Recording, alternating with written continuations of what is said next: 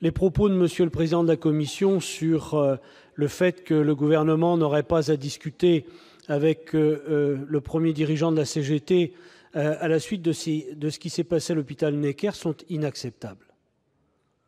Sont inacceptables. Qui peut accuser ici la CGT d'avoir cassé à l'hôpital Necker? Personne. Ou alors il faut le dire clairement, avec toutes les conséquences. Vous le savez très bien. Vous le savez très bien. Et nous étions à la manifestation.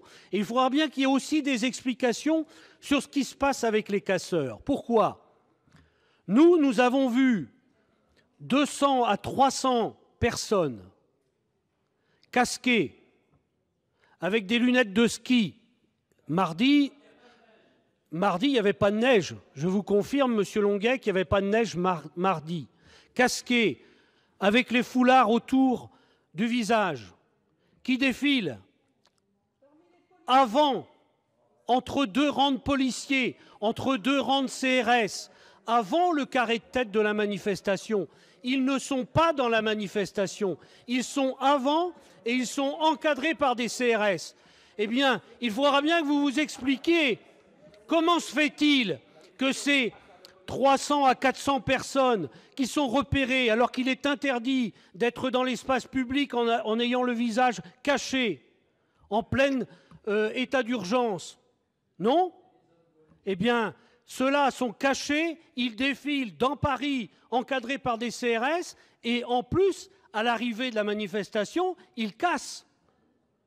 Mais on a connu ça en 1979, avec la manifestation des chirurgistes. Et dans cette manifestation, parmi les casseurs, on a trouvé des drôles de cartes.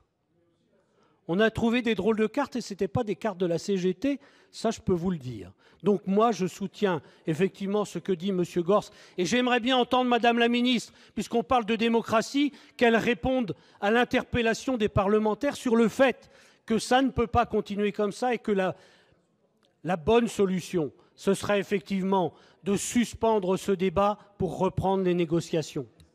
Et je confirme ce que vient de dire mon collègue à l'instant, Jean-Pierre Bosino, concernant l'hôpital Necker. La CGT, qui n'était d'ailleurs pas la seule organisation de cette manifestation, parce qu'on parle de la CGT, je rappelle qu'il y avait 6 organisations syndicales qui ont organisé les manifestations hier, n'a aucune responsabilité dans les violences que nous avons subies.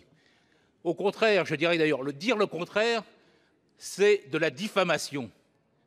Et il faudra que ceux, effectivement, qui osent tenir ces propos-là, l'assument devant les tribunaux.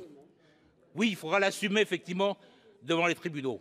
Et nous pouvons dire, nous, effectivement, que ces casseurs, c'était quand même de drôles de casseurs que nous avons rencontrés, qui ont pu agir devant une police passive, devant leur exaction.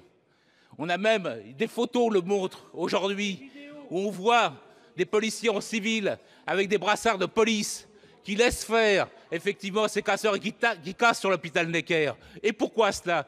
Eh bien parce qu'effectivement, ce gouvernement et le Premier ministre ont décidé la voie du pourrissement, ont décidé de tout faire pour essayer de discréditer les organisations syndicales, ont décidé de tout faire pour empêcher effectivement que cette loi, qui est aujourd'hui rejetée massivement, eh bien, aboutisse simplement à une condamnation des organisations syndicales. Eh bien ça, nous ne l'accepterons pas. Et c'est la raison pour laquelle, effectivement, il faut combattre ce gouvernement totalement irresponsable dans une situation comme celle-là. Non, vous n'empêcherez pas demain les salariés de pouvoir continuer à manifester. Et ce n'est pas parce qu'aujourd'hui, M. Valls joue les gros bras, fait des coups de menton, que les salariés vont accepter comme cela de rentrer dans le rang. Non, nous continuerons évidemment à manifester jusqu'au retrait effectivement de cette loi. Je ne voudrais pas laisser passer dans cet hémicycle les propos que je trouve scandaleux à l'attention des forces de l'ordre.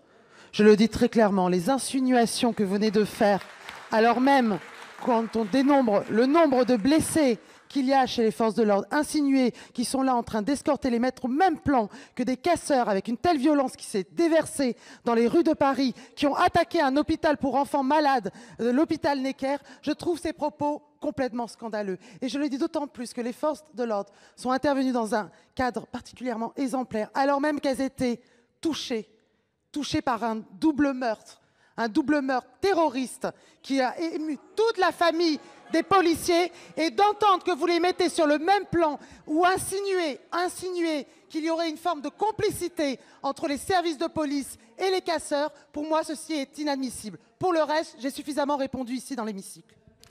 Ce que j'ai entendu de la part de notre collègue du Parti communiste est inacceptable. Je vous donne mon avis, est inacceptable, et je pense même, ça se passe à la limite et à côté de la République, notre pacte républicain. Dire aujourd'hui, mes chers collègues, dire aujourd'hui dans l'hémicycle du Sénat que les policiers sont complices de la casse, c'est inacceptable, chers collègues. C'est inacceptable, parce que les policiers portent un lourd tribut. Vous n'avez aucune preuve.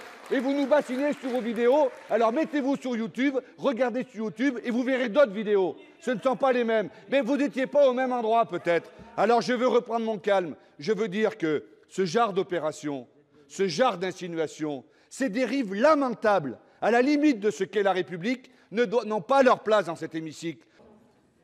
Je vous rappelle, madame, que je me suis occupée pendant 2 ans du budget de la sécurité et j'étais bien seule. Bien souvent, si.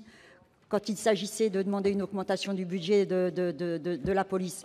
Alors arrêtez de marmonner parce que sur ça, je crois que ça va recommencer comme tout à l'heure et sincèrement, nous n'en avons pas envie. Donc la question n'est pas de mettre au banc les policiers, chacune et chacun reconnaît qu'ils assument et assurent leur mission dans des conditions parfois très difficiles et ils en paient aussi un lourd tribut et nous leur rendons hommage chaque fois que cela s'avère nécessaire.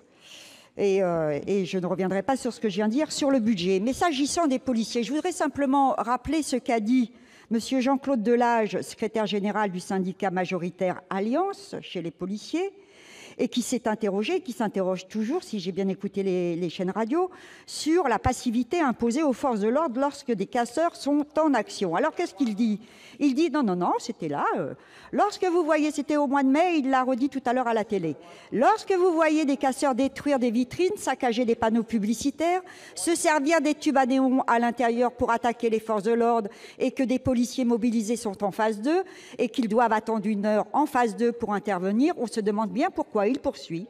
Je pense que ça vise aussi à discréditer le mouvement social et syndical parce qu'évidemment, lorsque des syndicalistes manifestent contre un texte et qu'il y a des casseurs qui cassent tout dans le quartier, que les riverains sont exaspérés et que la police ne peut pas intervenir rapidement, eh bien, ça discrédite aussi quelque part le mouvement social.